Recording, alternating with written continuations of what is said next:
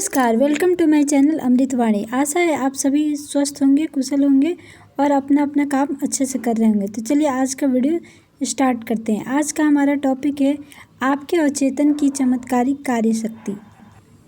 मैं आपको बता दूं कि इस विषय पर काफ़ी शोध किया गया है और जोसेफ मर्फी जी ने इस पे तो अपनी किताब ही लिख डाली है। तो चलिए शुरू करते हैं उनकी ही किताब से लिए गए कुछ अंश। अवचेतन की शक्ति असाधारण है। यह आपको प्रोत्साहित करता है, आपका मार्गदर्शन करता है और यह याददाश्त के भंडार में से आपको नाम, तथ्य और दृश्यों को प्रत्यक्ष करता है। आपके अवचेतन ने आपके दिल की धड़कन शुरू की। यह आपके रक्त प्रवाह को नियंत्रित करता है, आपके पाचन को नियमित, उसको आत्मसात और अवशेष को निष्कासित करता है। जब आप एक ब्रेड का टुकड़ा खाते हैं तब आपका अवचेतन मस्तिष्क इसको ऊतकों, मांसपेशियों, हड्डियों और रक्त में परिवर्तित करता है। यह प्रक्रिया पृथ्वी के किसी भी सबसे बुद्धिमान व्यक्ति के बस से बाहर है। आपका अवचेतन मस्तिष्क आपके शरीर की सभी महत्वपूर्ण प्रक्रियाओं और क्रियाओं को नियंत्रित करता है। साथ ही आपको सभी कठिनाइयों का जवाब और हल इसे पता है। आपका अवचेतन कभी भी सोता नहीं है, न ही आराम करता है। यह हमेशा कार्य करते रहता है। आप अपने अवचेतन की चमत्कारी शक्ति को जान सकते हैं केवल अपने अवचेतन को सोने से पहले बताएं कि आप किसी विशिष्ट चीज़ को पाना चाहते हैं। आपको यह जानकर प्रसन्नता होगी कि आपके अंदर की ताकतें बाहर निकलकर आपको इच्छित परिणाम की ओर ले जाएंगी। यह एक ऐसी ताकत और बुद्धिमत्ता का स्रोत है जो आपको सर्वोत्तम शक्ति अथवा उस शक्ति से संपर्क कराती है जो पूरे विश्व को चलाती है, जो ग्रहों के क्रम का मार्गदर्शन करती है और सूरज के प्रकाश का कारण बनती है। आपका अवचेतन मस्तिष्क आपके आदर्शों, आकांक्षाओं और परोपकारी इच्छाओं का स्रोत है। यह अवचेतन मस्तिष्क ही था जिसके द्वारा शेक्सपियर ने अपने समय के एक आम आदमी में छुपे महान सत्य का अनुभव किया था। निसंदेह गृह शिल्पकार फिडियास ने अपने अवचेतन मस्तिष्क के प्रतिक्रिया स्वरूप संगमरमर और पीतल की अपनी मूर्तियों में एक निश्चित अनुपात में सुंदरता, क्रम और समरूपता चित्रित की। इस अवचेतन मन ने इटली के चित्रकार राफेल को मैडोना की पेंटिंग और लुडविग बीथोवन को सिम्फनी रचने लायक बनाया। की डेट में भी यह हमारा अवचेतन मन ही है जिसके द्वारा एलन मस्क ने अपने स्पेस एक्स के थ्रू सुनीता विलियम्स और बुच विल्मोर को धरती पर वापस ले आए। ये एक तरह का आज के ज़माने में यह घटना हुई हम कह सकते हैं, इसको उदाहरण के तौर पर ले सकते हैं। तो नेक्स्ट है सन 1955 में वो लिखते हैं, जोसेफ मर्फी लिखते हैं, सन 1955 में मैंने भारत के ऋषिकेश शहर में योगा फॉरेस्ट विश्वविद्यालय में व्याख्यान दिया था। वहाँ मैंने बम्बई के सर्जन से बातें की। उन्होंने मुझे बंगाल में काम कर रहे स्कॉटलैंड के सर्जन डॉक्टर जेम्स एस्टेल के बारे में बताया। उन्होंने बेहोश करने वाली दवा ईथर अथवा इस तरह के किसी अन्य आधुनिक एनेस्थीसिया के उपायों की खोज से पूर्व बिना इसके उपयोग से सन 1843 से 1846 तक करीब 400 मुख्य ऑपरेशन किए, जिसमें अंगों को निकालने, ट्यूमर और कैंसर की वृद्धि को हटाने के साथ ही आँख, कान और गले के ऑपरेशन किए। इन सभी ऑपरेशनों को उन्होंने मन के द्वारा सम्मोहित कर एनेस्थीसिया दिया। इस भारतीय डॉक्टर ने मुझे बताया कि डॉक्टर एस्डेल द्वारा किए गए ऑपरेशन के द्वारा मरीजों की मृत्यु दर बहुत कम थी, अधिक से अधिक 2 या 3%। बिना किसी एनेस्थीसिया दिए जाने के बावजूद इन मरीजों को किसी दर्द की अनुभूति नहीं हुई और न ही ऑपरेशन के दौरान किसी की मृत्यु हुई। डॉक्टर एस्डेल ने सम्मोहन की स्थिति में अपने सभी मरीजों के अवचेतन मस्तिष्क को सुझाव दिया कि ऑपरेशन के दौरान कोई संक्रमण अथवा जहर फैलने जैसी स्थिति नहीं होगी। आपको याद होना चाहिए कि यह घटना लुईस पास्चर, जोसेफ लिस्टर और अन्य वैज्ञानिकों से पहले की थी, जिन्होंने बीमारी की वजह बैक्टीरिया को और संक्रमण की वजह उपकरणों का साफ न होना और वायरस बताया था। भारतीय सर्जन ने कहा कि कम मृत्यु दर और समान संक्रमण के न होने की वजह डॉक्टर एस्टेल द्वारा अपने सम्मोहित मरीजों के अचेतन मस्तिष्क को सुझाव देना था। मरीजों ने सुझाव की प्रकृति के अनुरूप प्रतिक्रिया दी। यह बड़े अचरज का विषय है कि 120 वर्ष पूर्व ऐसे एक सर्जन ने अचेतन मस्तिष्क की चमत्कारी जादुई कार्यशक्ति को खोज लिया था। जब आप रुककर अपने अचेतन मस्तिष्क की अति उत्तम शक्ति के बारे में सोचते हैं तो क्या आप इस गूढ़ रहस्य से विस्मित नहीं हो जाते? इसकी अति संवेदनशील अनुभूति जैसे दिव्य स्रोत, समय और स्थान से मुक्ति, सभी प्रकार के दर्द और पीड़ा से मुक्ति, आपकी किसी भी प्रकार की और कैसी भी कठिनाइयों को दूर करने की क्षमता के बारे में सोच। यह सब कई और अन्य अनुभव आपको दिखाते हैं कि आपके अंदर एक शक्ति और ज्ञान है जो आपके ज्ञान को दूर तक ले जाते हैं, जिससे आपके चमत्कार का अचंभित होते हैं। वे अनुभव आपको आनंद देते हैं और आपके अचेतन मस्तिष्क की अपनी चमत्कारी कार्यशक्ति का विश्वास बढ़ाते हैं। आपका अचेतन आपके जीवन की पुस्तक है।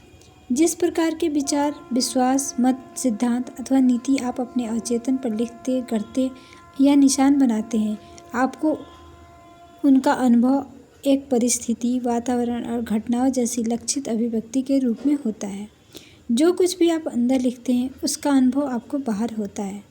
आपके जीवन के दो पहलू हैं, वस्तुनिष्ठ और व्यक्तिनिष्ठ, दृश्य और अदृश्य, विचार और इसकी अभिव्यक्ति।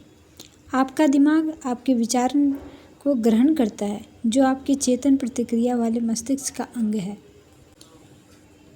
जब आपका चेतन अथवा लक्ष्य मस्तिष्क विचार को पूर्ण रूप से स्वीकार करता है तो इसे स्नायु गुच्छ, जिसे आपके मस्तिष्क का दिमाग भी कहते हैं, को भेजा जाता है, जहां पर यह मांस बन जाता है और आपके अनुभव से अभिव्यक्त होता है। जैसा कि पहले रेखांकित किया गया था कि आपका अचेतन विवाद नहीं कर सकता, यह केवल वही करता है जो आप इसके ऊपर लिखते हैं। यह आपके निर्णय या आपके चेतन मस्तिष्क के निर्णय को अंतिम समझता है। इसी कारण आप हमेशा जीवन की पुस्तक पर लिखते रहते हैं, क्योंकि आपकी सोच आपके अनुभव है। अमेरिका का निबंधकार रॉल्फ वाल्डो इमर्सन ने कहा था कि मनुष्य वही है जो हम दिन भर सोचता रहता है।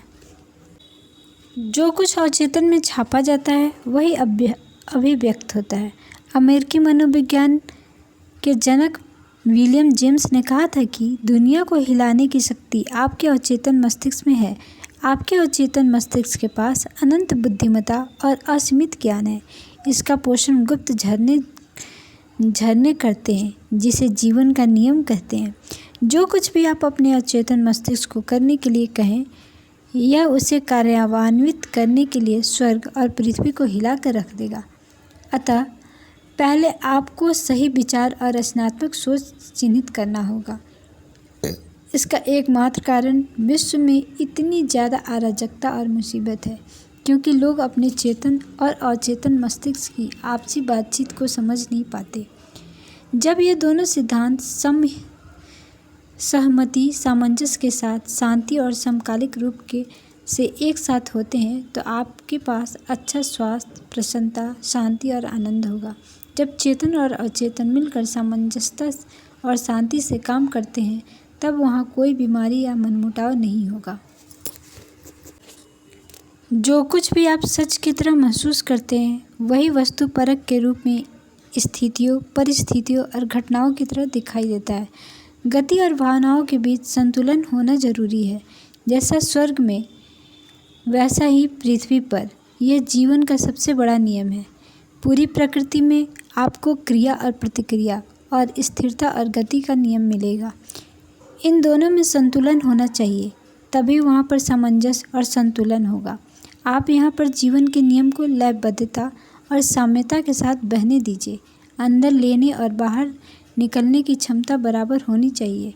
आपकी हताशा आपकी अपूर्ण इच्छा के कारण है। यदि आप नकारात्मक, विनाशकारी और दुष्टपूर्ण ढंग से सोचेंगे तो ये विचार विनाशकारी भावनाओं को पैदा करेंगे, जिसकी अभिव्यक्ति जरूर होगी और इसके लिए यह बाहर निकलने का रास्ता खोजेंगी। ये भावनाएं नकारात्मक प्रवृत्ति की होने की वजह से अक्सर अल्सर, दिल की बीमारी, तनाव और चिंता द्वारा दिखाई देती है। अब अपने बारे में आपके क्या विचार अथवा भावनाएं हैं?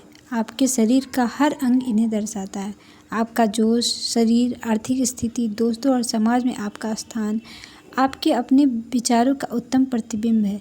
इसका वास्तविक अर्थ है कि जो कुछ आपके अचेतन मन में अंकित है वही आपके जीवन की हर अवस्था में दिखता है। जब हम नकारात्मक विचारों को ध्यान में रखते हैं तब हम स्वयं को चोट पहुंचाते हैं। कितनी बार आपने गुस्सा होकर, डर से, ईर्ष्या और बदले की भावना से अपने को घायल किया है? यह जहर है जो आपको अचेतन मस्तिष्क में चला गया है। आप ऐसी नकारात्मक प्रवृत्ति के साथ पैदा नहीं हुए थे। यदि आप अपने अचेतन मस्तिष्क को जीवन देने वाले विचारों से पोषित करेंगे तो आप उसके अंदर बैठी सभी नकारात्मक वृत्तियों को मिटा देंगे। आप जैसे ही ऐसा करना शुरू करेंगे आपका अतीत साफ हो जाएगा और ऐसा कुछ भी याद नहीं रहेगा। अचेतन त्वचा के दोष को भी ठीक करता है। तो आइए देखते हैं कैसे। व्यक्तिगत उपचार अचेतन मन की उपचार शक्ति का सबसे बड़ा उदाहरण है। 40 वर्ष पूर्व मैंने एक प्रार्थना द्वारा त्वचा के दोष को ठीक किया था। चिकित्सीय उपचार उसके विकास को रोक नहीं पाए थे और यह दिन प्रतिदिन खराब हो रहा था।